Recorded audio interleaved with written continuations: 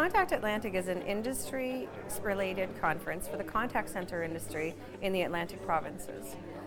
It was first formed in 1999. Our first conference was held, and we've held it every year since. This is now our 19th annual conference this year.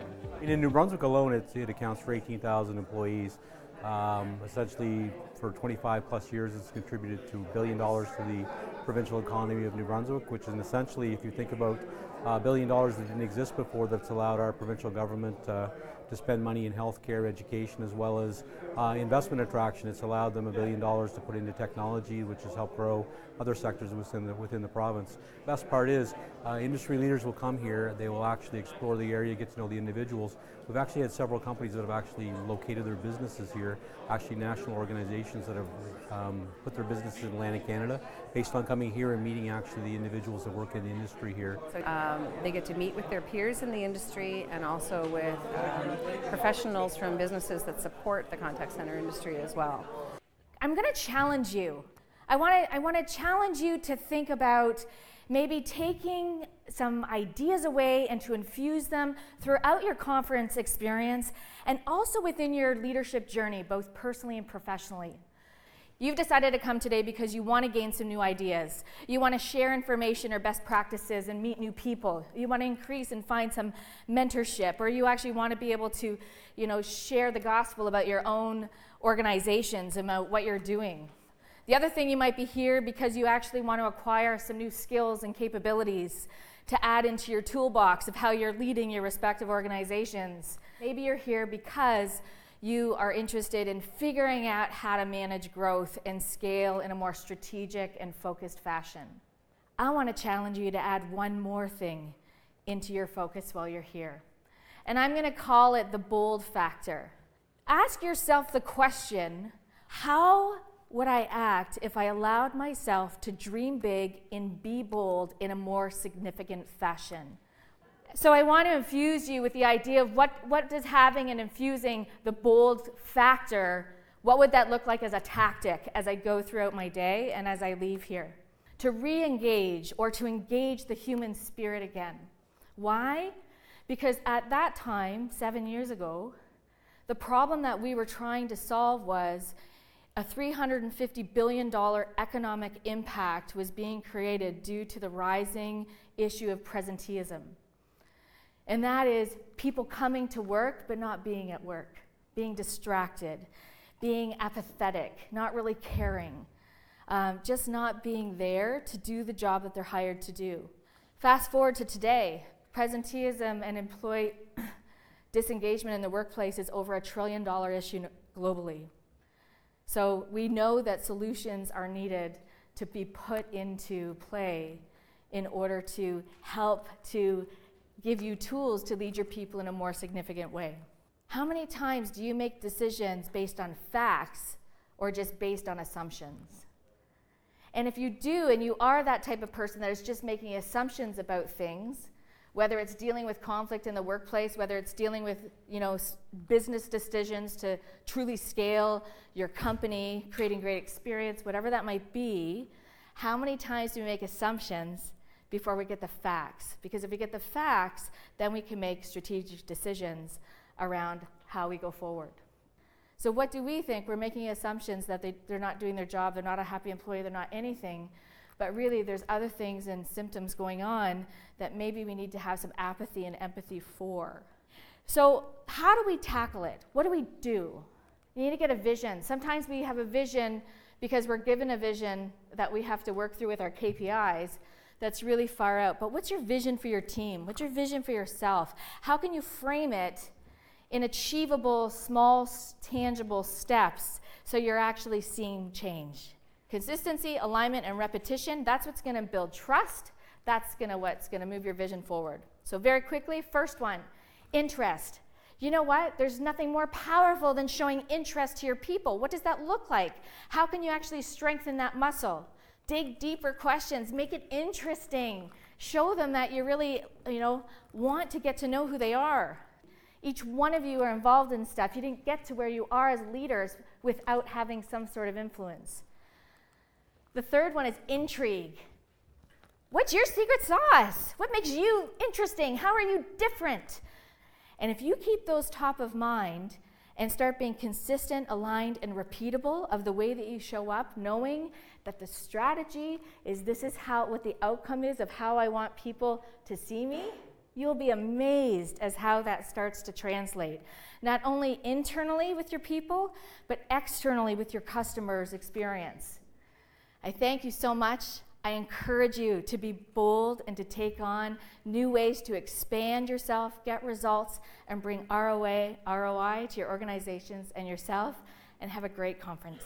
The surest sign inside your organization that you know the freight train of change is coming, it's a certain sound. And that sound is laughter. Over 100 years ago, the railroads were laughing at these guys called the Wright brothers. Over 100 years ago, Western Union Telegraph, they were laughing too at people like Alexander Graham Bell, who invented the phone, and Marconi, who invented radio. The telephone and the radio were seen by Western Union as nothing more than toys. Back in the 70s, big three automakers were laughing at who? The Japanese. More recently, in more recent years, we've seen this happen. The music industry and the artists laughed at things like Napster. The Yellow Pages laughed at search engines. Blockbuster laughed at Netflix. The taxi industry laughed at Uber. GM laughed at Tesla. Kmart and Sears were laughing at Walmart, and Walmart was laughing at Amazon. I'll tell you who's not laughing. This guy, Warren Buffett. Just recently, Warren Buffett sold $3 billion in Walmart stock. Why? According to the Oracle of Omaha, Amazon is now unstoppable. Yes, I am your first demotivational speaker. Why is this relevant to everyone here with Contact Atlantic? And what can we do inside our organizations to better equip ourselves with this freight train of change that we fully acknowledge like never before, that is sweeping through our organizations and causing so much havoc, yes, but also opening the window for so many new possibilities. And one of the things that Wayne Gretzky was famous for, he wasn't the biggest player, he certainly wasn't the fastest, but he had this uncanny ability to anticipate and basically know where the play was going to happen, which I think is a great metaphor for the high-speed world of business. And how many of you are familiar with that quote from Wayne Gretzky? I go to where the puck is going to go, not to where it's been. Okay, you know what's fascinating? If you look it up on the internet, you will see that the iPhone launched 10 years ago by Steve Jobs, big conference. Who's seen those conferences when there's so many people in the room and they're going crazy over the new technology? When Steve Jobs introduced the iPhone in 2007, who was he quoting? Wayne Gretzky, the kid from the small Canadian town, talking about let's go to where the puck's going to go, not to where it's been. What we're really talking about is the ability, capacity, and willingness to stay relevant in rapidly changing times. The 5 fatal blinders are a culture of arrogance and denial. Ain't gonna happen to us. The competition does nothing right. Have you ever noticed that? We know our customers the best. Nobody knows our customers like we do. Rose-colored feedback.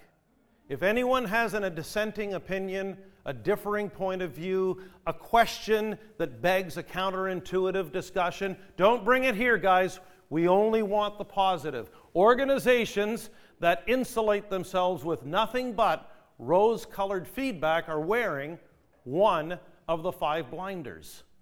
And then we've got the perils of posturing and conformity. Posturing, hiding behind our intellectual business certificates and degrees like so many MBAs and PhDs. Or conformity and falling into lockstep like so many jack-booted marching soldiers, just doing what everybody else does and following things because it's policy. How many of you heard the phrase, first step in solving a problem is to recognize you actually have one? This pattern that I identified called the 4 cornerstones, which is recognize what is the problem, Then start to conceptualize the answer, activate through rebooting, and then refining it over time. To get deeper to the heart of the issue, start asking this question: what business are we really in? How much revenue do we get for the sale we almost made? Which begs the question, what is the purpose of a business? It is the most fundamental question that's actually driving this whole freight train of change that we alluded to earlier. What is the actual purpose of a business? So it doesn't matter whether it's the contact center industry or not. It's going to be true for the banks. It's going to be true for Rogers. It's going to be true universally. Purpose of a business universally is this: it's to create and keep a customer. And this is not my definition. It comes from a guy named Theodore Levitt. I took that definition, have tested it so many times in so many different situations, it keeps coming out the same way. The purpose is to create and keep. And then everyone within that framework is going to have different roles and responsibilities and functions, but don't confuse roles, responsibilities, and functions with the ultimate purpose. In the 1900s, who had all the market share for freight, passenger traffic, everything? The railroads. They were the most powerful force on earth. They had everything. So they were run by guys like this, and they were wearing the 5 fatal blinders over 100 years ago. But the real issue that Theodore Levitt addresses, and why this is so relevant, is because this. They actually thought they were in the rail business. What business were they really in? Transportation business. Once you realize it's not about the form, but it's about the function, then everything changes. And it explains why all of this stuff is happening around us so fast. It's the ability, capacity, and willingness to stay relevant in rapidly changing times. So hopefully some of these thoughts will inspire you to bring back some of these ideas to your organization. Thanks very much.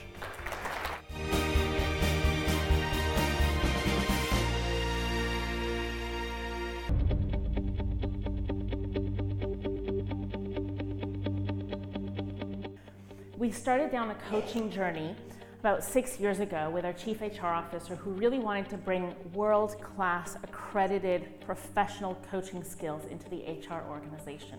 And we saw such a great impact on the HR teams at the time that we also brought formally accredited professional coaching training to all 600 directors across our corporation. We then looked at that from a call center perspective and said, we want to do more. We want to integrate that professional coaching into who we are and what we do every day. And we like to say we are in the and business. We deliver customer satisfaction and revenue and operating costs and employee engagement. And there's times when it feels like, and you know this because you do it too, it feels like these are at odds with each other, right? How can you deliver one without having a negative impact on the other? And what we found along the way is when we switch our mindset and focus on and, we've been able to accomplish great things. What I found would happen in the organization is they'd let us know that, guess what? The number one priority is this. So let's pretend it's customer. Customer is everything we need to do. It's the most important thing no matter what. And so being that great leader that we all strive to be, I would go to the team, rally the troops, get all the leaders into it. We'd look at it from the ground up. We'd look at, hey, these are the 15 metrics that drive great customer experience. We'd establish compliance guidelines. Does this resonate with anybody? We then have a checklist, and I take that checklist and I tell my leaders, if you do these 20 things every single day, I guarantee you're going to move those results from red to green. And what do you think happens with the results with that kind of attention? It moves from red to green. So we're all feeling good. And so for me, a number of years ago when Sylvia came to us and shared about this journey she was about to start on how we're going to intentionally strengthen our culture through coaching, I was all in. What it allowed us to do is to stop living by compliance metrics and to turn and invest in our people and invest in finding a way to allow our frontline agents to be empowered to deliver what's right for the customer. And that's the journey that we really started. So what are the top 5 things that we did in order to enable that great conversation via our frontline teams? And again, Sylvia mentioned it's pretty vast, Canada-wide, First and foremost, we have that belief, like I told you, that if we want to drop those compliance-based metrics. So if you really believe that and you're ready for it, it means that you have to figure out what is your behavioral framework. What are the things that you need people to do? What does it sound like on your calls in order to deliver a world-class interaction? So for us, it sounded like connecting emotionally with our customers. So we taught our agents, how do you connect on every call? So what we chose to do is to focus on the team manager as that key anchor of change. We knew that if we could inspire hundreds of team managers, that they in turn would inspire all of our frontline agents. From there, we had to have agreement at all levels at Rogers.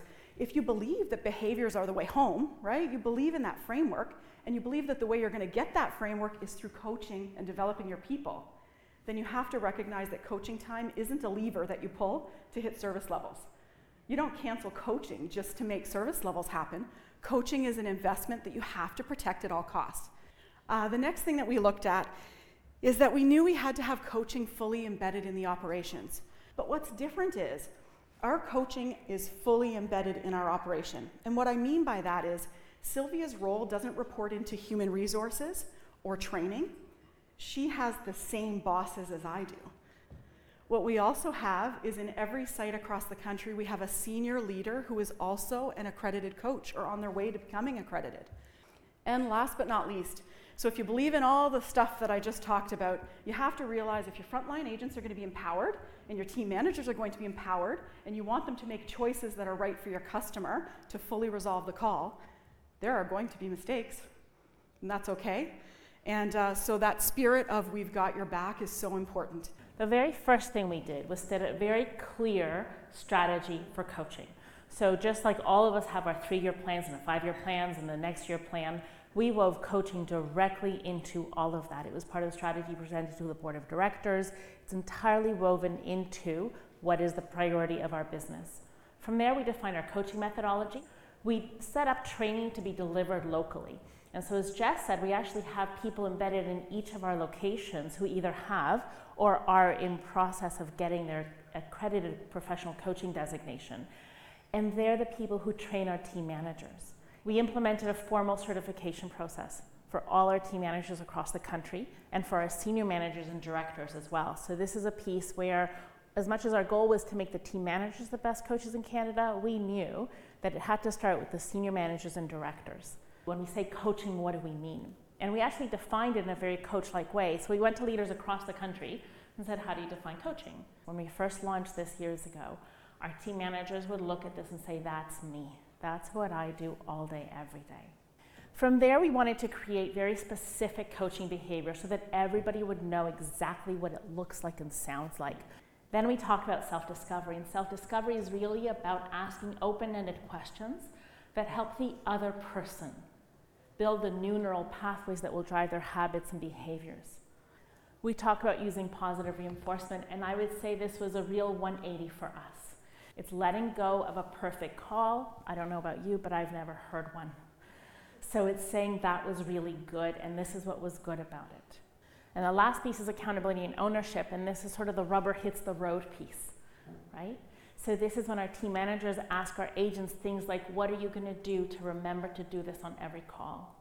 How are you going to build this habit? How are you going to follow up with me to let me know what you've done? And how are you going to celebrate for yourself that you did it? We also define teaching, which is when the team manager has skills, knowledge, and experience, and it's in service of their team for them to share it. After we started coaching, we saw a very significant increase in the surveys that our customers fill out afterwards. Well, thank you guys very much. If there's no other questions, appreciate it.